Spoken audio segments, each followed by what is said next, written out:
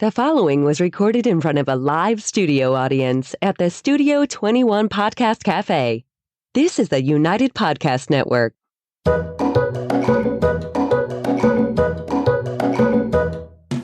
Welcome to the Quirky Dog Podcast, inspired by some of the quirkiest dogs you can ever imagine and the owners who love them. This podcast is brought to you by the quirky couple themselves, Scott and Jess Williams. Their aim is to educate and entertain. Here's Scott and Jess. Welcome, guys, and happy Wednesday. We are coming to you from Salem, New Hampshire, and today we are going to talk about dogs then and now. This was a Scotty topic, and I loved it, so we're doing it. But first, we're going to start with the quirky tip of the day. Wow, that pig has a lot to say today. All right, our quirky tip of the day is we are breaking this episode down to about 50 years ago, then about 25 years ago with dogs. So we're going to talk about the past 50 years of dogs. My quirky tip is, what do you want dogs to look like in 2050? Start to envision that. Start to, think about that in your own headspace and start to make sure that your actions are heading there, because things change a lot.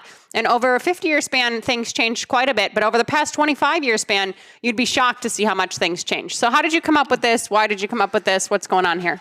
Well, again, it gets back to my in-person clients. I had a woman say to me, she had a 11-week-old German Shepherd puppy, and the puppy is a typical difficult puppy, that the potty training is an issue, this, that, very mouthy, chewing on things. And I said, are you using a crate? And she said, no.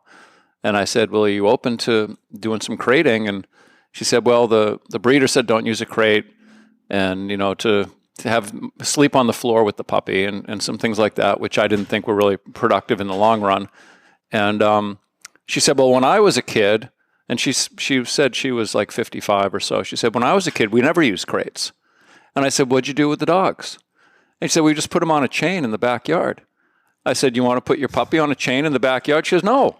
I said, okay, well, this is the difference it's a mindset thing. And I'm not saying that putting a dog on a chain in the backyard is the right thing to do, but it's the way that we dealt with dogs 50, 60 years ago, and even 40 years ago, is just different. I mean, we wouldn't even, I was telling Jess, when I was a kid, maybe 13, so this is like around 1975, in that range, we used to hitchhike, me and my buddies, to get from point A to point B. It was very normal. It would be three of us standing on the side of the road, somebody would stop, pickup truck, we'd all jump in the back of the pickup, they would take us a few miles down the road to where we wanted to go. And one of my buddies, his dog was always kind of tagging along with us. And this one day, the dog's there, we all jump in, we're hitchhiking, someone stops, you get in the pickup, and his dog just runs after the truck for like 3/4 of a mile, just running as fast as he could. And we're laughing, and he's like, oh, don't worry about him. He'll get tired, and he'll go home. And I was saying to Jess, can you imagine like doing that with one of our dogs now? Like, just we're out somewhere, the dog we just get in a car and leave the dog in the road, and it's just running, trying to follow us until it's exhausted. But that was normal. I mean, everybody had their dogs off leash. Nobody did training that I knew. The dogs were not, they were just, yes, a lot more dogs got hit by cars. There was problems, but it was just a very casual attitude about dogs. When we went, and I've said this many times, when I'd get to elementary school, this is in the late 60s, there'd be 15 dogs on the playground. Yeah. At 8 o'clock in the morning, 15 dogs have followed their kid to school. And the bell would go off, all the kids would go into the building. We had to line up outside, and then we'd all go in when the bell rang. And then all these dogs would just drift home. They'd all separate and just go home. Yeah. And that was just the way people lived with dogs. Yeah. And this is 60 years ago, and 50, 60 years ago. And things have changed a lot. And we're not saying we should go back to those times, but it's important to kind of notice the trends and follow the trends and maybe make some connections there, And what really changed a lot of the free roaming stuff was the towns would get animal control officers, dog catchers, whatever you want to call them. Of course, spaying and neutering was, more heavily implemented. And, we were trying to help the overpopulation problem by making sure that dogs couldn't just be free range and breeding and having puppies under the stairs. And then there was more, free range dogs in the neighborhood.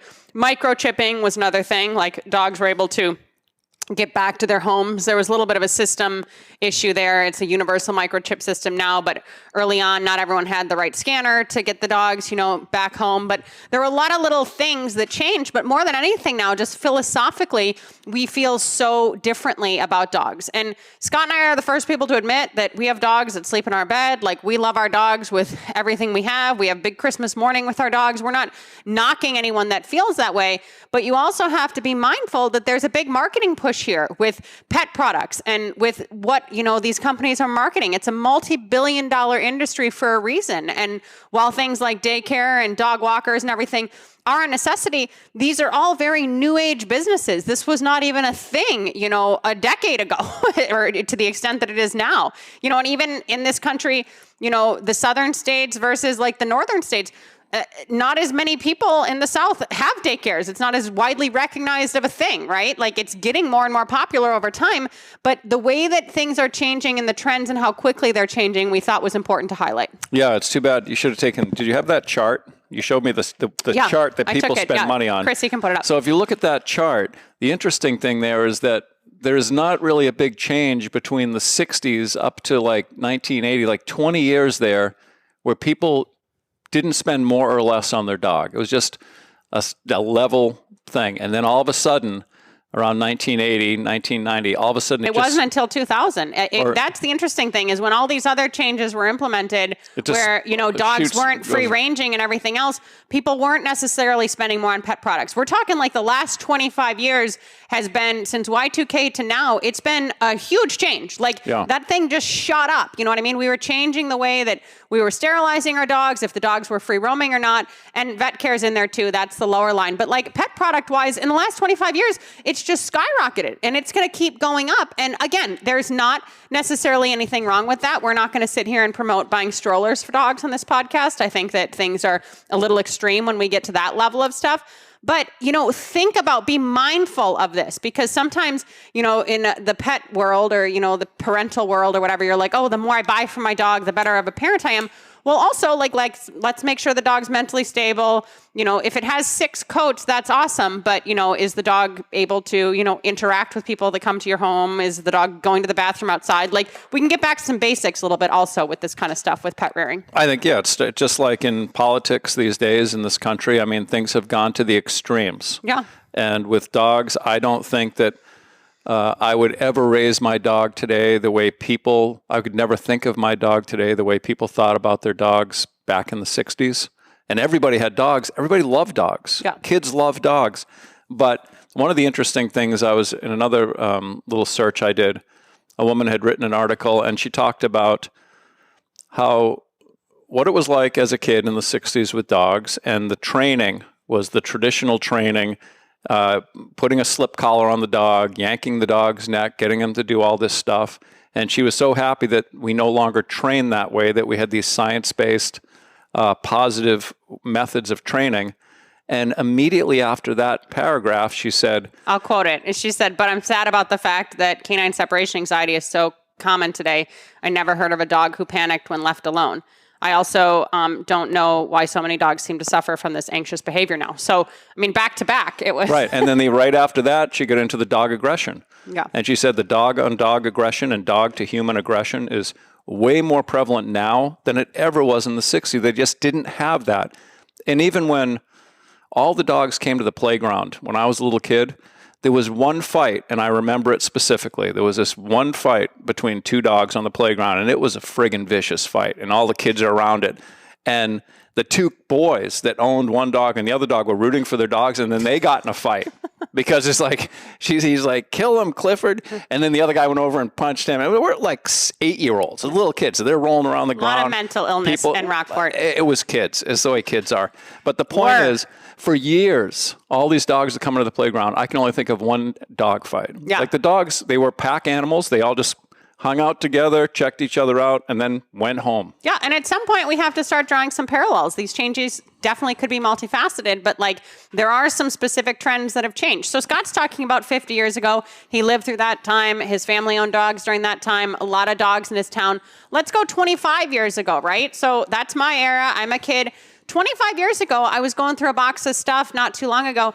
The obedience class, your basic obedience class was a CD. It was an AKC CD. You would have to, walk your dog around the ring. Then your dog would be off leash. Then you'd be doing, this figure 8 stuff. You'd be doing, recalls, sit, stay to front. Like, this doesn't happen anymore. This is not a thing where you go to a basic class. Can you imagine you go to Petco and they're like basically doing full on, CDs for the graduation there? This doesn't happen anymore. And I'm not saying let's go throw choke chains on dogs and, get our 6-foot leather leash out and go back to that. But that level of basic training was so different than what we're requiring now. You know what I mean? We're taking it so much slower. There's so much more management going on. There's not that level of training. And then to pass that class, you weren't just doing it within that sterile environment. You were practicing that in your backyard, at parking lots and grocery stores. Like, you were implementing actual training that you could also take out into the real world. So in some ways, we're getting farther and farther away from that type of stuff. And again, we're not saying that let's let dogs loose and they're free roaming. And we're not saying that, we have to have this really stringent obedience for every single dog on the streets. But we're getting farther and farther away from these ideals. And we're also seeing a lot more problems, manifesting and creating themselves. And maybe there's some validity to that. Yeah, I mean, out in California, Keeler, who is supposedly he's like the evil dog trainer these days by the positive movement, he had a 12-week course, and literally hundreds upon thousands of dogs went through a 12-week course and got their CD. Yeah. That was just basic, a pet dog class. Yeah, we're going to make it happen. And they were all at the end passing a course. So, I mean, I'm not saying it's like people are throwing the baby out with the bathwater. That's all terrible. Don't do anything like that. We're going to do all this. And they're both extreme camps, and you need to find something in the middle where the dogs are working. I've said to many people in my evaluations, and I got this from a sales cassette that I listened to in the early 90s when I used to drive around in a truck listening to cassettes. And the guys, and it comes to like wanting to sell something to somebody. This was a Zig Ziglar thing? It was another gentleman. Okay. But he said, it's important to care, but not that much. Because then you seem so needy that people are like, I'm not comfortable with this, And I tell people, think about, try to work with your dog a little bit like that. You care about them, but not so much that you're turning them into an anxious mess. Yeah. Even though you may feel that way, you need to reel it in a little bit. Yeah, back up just a little bit. Don't make them inconsolable. And Scott was doing some research on this topic. There was a lot of stuff that popped up. And I want to bring up that chart, actually. We don't have to pull it back up. But that came from the National Institute of Health. There was a big study done as far as, differences and, how dogs were getting euthanized at the shelter and everything else. So that was a really interesting study that came out, and that chart came from that. I want to give credit to that.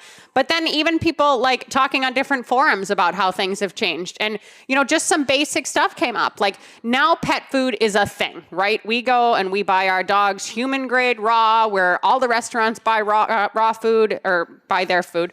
And, we're grinding it at home, and it's a huge, big process. Everybody has their specialty bags. Half the people out there are buying a $70 to $80 bag of dog food. The dog food industry has many varieties. It's just all changing so much.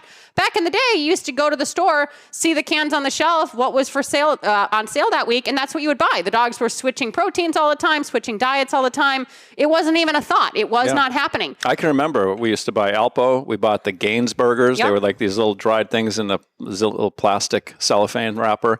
And then Gravy Train was the big thing because it was a kibble, but then you put some water on it and it makes its own gravy. It was like, this is just what they were selling us on the TV, on the commercials, and we would buy all that stuff. And I remember, all excited thinking about I can remember there was a big news story on, I think it was in the 70s when the economy was really tough and a lot of seniors were eating dog food. They were eating Alpo, and they were making this big thing, like, don't eat this dog food. It's not good for you. If we don't turn things around quick here in the country, we may get back to... I'm stocking up on canned dog food right now. But no, these are just little nuances that have changed in a big way. Now, half the time, a dog gets a piece of chicken that's outside of its diet, and the owner's like, oh my God, the dog's going to have bloody stool for 5 days. And there are some dogs who legitimately have allergies and food allergies and everything else. But a lot of that is very overrated. I'm sorry. A lot of these dogs just have an underlying anxiety with them. It's not so much about their diets. Another thing that's changed is vet care. I'm crazy about going to the vet. I'm not saying that, and everybody should just be going once a year or anything else. But, I'm running blood work on our senior dogs regularly, everything. It used to just be you'd go if there was an issue or you'd go to get shots, right? Yeah. Now People didn't do the wellness exams. Yeah, there weren't these wellness exams. There weren't these, dental exams. Some insurance companies, they'll give you a free dental every year for the dogs. Personally, I don't want my dogs anesthetized every year, and I just scrape their teeth myself. If you have fake nails, you can really do a lot for the dog's teeth with the tartar, by the way, as an aside. Dog clothes. Not a thing, okay? And, yes, we, have done some dress-up dog stuff for the Quirky dog stuff. Our dogs have back-on-track codes. It's super cute when you have a little dog. Little dogs need sweaters, especially in New England. I'm not going to give them a hard time. Yeah, or dogs you get an Italian Greyhound. Yeah, you shouldn't have got one in New England to begin with. But they need sweaters. Yeah. I mean, I understand that clothes are a thing, but could you imagine putting clothes on dogs, 50 years ago? People would look at you like you're absolutely positively insane. There weren't places to board them. Dogs were well enough behaved and they knew the neighborhood enough that somebody would just come by, feed the dog, let the dog out. It was just a whole different ballgame. Like we were talking, daycare. This is a thing that has just started. Daycare, even when your kids were growing up, it was basically a kid thing. It wasn't a dog thing. It wasn't the world has changed so much. And that's kind of why I posed that question at the beginning of this is where do you want it to head? What do you want it to look like? And for me, I don't really want it to get any more extreme on the medication side and the, hands-off side and everything else. I'd like to see these dogs back out there working, using their brains, being the dogs who they were meant to be and feeling okay in their own skin.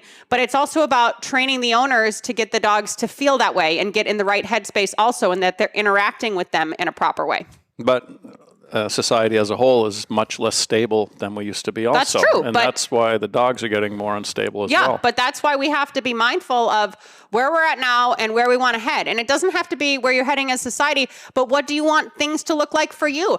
Honestly, for me, and I can say this truly honestly, the past 30 years, the way I am with dogs now is pretty much the way I've been for 30 years. And I'm not saying that that's good, bad, or ugly or anything else, but that's probably where I'll be 30 years from now. I want my dogs to have a great relationship with me, love me. If they slip out the front door, I want to be able to call them back. If I want to go out with them to a festival or a parade or something, I want them to be able to be out in public and functioning well in society. My criteria for what I wanted back in the day is pretty much the same as it is now. I flew dogs on planes as a kid, and I fly dogs on planes now. There are certain things about me that this is just how I want to function and how I will plan to function, but it's basically what we're looking at for society overarching as a whole.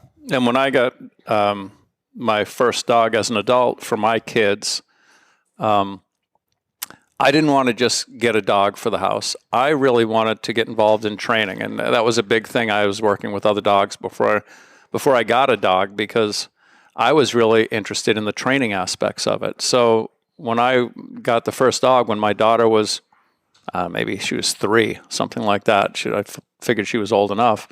First thing I was doing was obedience with the dog and train, and seeing how much I could get out of this dog based on my pathetic ability to train. Which is abnormal. Not everyone's going to be like that, and you don't have to want to be a trainer to get a dog, but just know what your goal is. Before you bring this dog into your home, know what you want that ideal situation to look like for your family, for yourself. When your kids do leave for college, when they get to be 18 or so and they're out of the house, what do you want the family picture to look like when it's just the dog in the house? Why are you bringing this dog into your house? And you can create that for yourself. Don't just get a puppy and then start doing research and then just jump on the bandwagon with everybody else. So guess why I have to feed this premium food and I have to go to this daycare and I have to do this, that, and the other thing. Do what works for you, because dogs have been around for a very, very, very long time, and we're almost inhibiting them from being themselves in certain ways with the way that we're raising them and the way that we're interacting with them and everything. I wanted to say one thing that's different now compared to the 60s is that the breeds of dogs that we own now are extremely diverse. And that comes from the AKC and seeing that, as a society, and because the economy, people are making more money, they have more expendable money, disposable income, they decide they want a dog based on what it looks like. And that's not the way it was in the 60s. In the 60s, people either had, for the most part, either mongrels, mutts, or a lot of German Shepherds were real popular. So that was a purebred dog, but it was a popular breed, a very trainable breed, bred to work with people. That'd be like the only one of the only purebreds, or getting into like beagles, some hunting dogs, things like that. But in my community where I lived, it was a lot of mixed breeds. There weren't like the Italian Greyhound, like I mentioned. Nobody would have they wouldn't have even known where to get one. Let alone how poorly it would be for that environment. And it's another podcast altogether, but designer breeds have changed things completely too. Yeah. Like that's been within this past 25 years also, where we just saw that skyrocket of, the pet industry and pet products. Like these are things that are changing. They're changing rapidly. And is it necessarily for the better? In that article I brought up that had the chart before from the National Institute of Health, another statistic was in a study in 2015, over 45% of households buy their dog a birthday present and 71% of households share their bed with dogs. I mean, that's a pretty high margin of people that are, celebrating their dog's birthday or the dog's gotcha day and everything else. Again, nothing wrong with that. When we have dogs in over Christmas, all the pet dogs have their own stocking and everything else, but it's just really a telltale sign of how we feel about our animals now. We see a lot of clients that aren't having kids. Instead, they just get a dog or they get multiple dogs and they're choosing not to bring a human into the world, and they're almost raising their dogs as though they're going to be their children. So it's not that, there's a generational difference between you and I. I mean, I don't even know when my dogs, what their birthdays are. I mean, you help me. You barely know when my birthday is. So, I mean, that's not, I don't think that's generational as much as it is just brain function. I didn't grow up getting Christmas gifts for my dogs and all that stuff. And that is a big thing with you that I've adopted, and it's fun. But I mean, that is not my thinking with my dogs, that I have to take them out for an ice cream on their birthday, and we're going to do this because now it's Christmas, and here's the anniversary of their first. And his calendar, the first time they get their nail trim, we're going to have a little friggin' party. It's literally like choose birthday, and he's like, "What do you want to do? You want to go to the beach? Yeah. You got him a freaking puppuccino." Don't even get me started. He doesn't acknowledge it. This is my eccentric thing. So just be conscious of where you are. If you own dogs previously, or your parents had dogs, your grandparents had dogs, just take a moment to take a mental note of like, whoa, yeah, how are things different? And then not only that in your mental inventory, but where do you want to head? What do you want things to look like? Where are you going to go? And maybe we're not going to all go there as a society, but I'm going to promise you that every dog that I ever own, I'm not going to be throwing on a bunch of psychiatric medication just to live with it. I'm going to help that dog and help its mental headspace be where I want it to be, so it can feel stable within the body that it was raised and born in. Because this wasn't something 50 years ago or 25 years ago that we were doing, and now it's just becoming commonplace. And conversely, I'm not just going to let my dog out loose out the front door, and when he comes back, he comes back. Yeah. And that's the way we were when I was a kid, and all my buddies were, and a lot of dogs get hit by cars. Yeah. A ton of dogs got hit by a car. Let's go to the dog pound and find another dog. Yeah. That was just, they were a little bit more disposable in that regard. Everyone felt bad, but then they're like, let's go get another dog. Yeah. No, we're not recommending completely going back in time. And, if you have a dog officer and you need to register your dogs and everything else, we don't want you to be the neighborhood issue now that, the dogs are free roaming. But things are changing and have changed a lot. So focus on the next 25 years. Focus on where you want to head personally, and think about that for this week. Thank you so much for joining us. Dogs then and now. It was a good topic. I'm impressed. Well, something to think about. Every now and then he comes up with one, even if he can't remember birthdays. All right, guys, have a great week. And in the meantime, keep it quirky. Thanks. Want to keep up with all the latest from the Quirky The Dog views podcast and opinions like me and expressed Murphy by the here? hosts, Then guests, make sure or you head on callers of this program do not necessarily reflect the opinions of the Studio 21 Podcast Cafe, the United Podcast Network, its partners, or affiliates.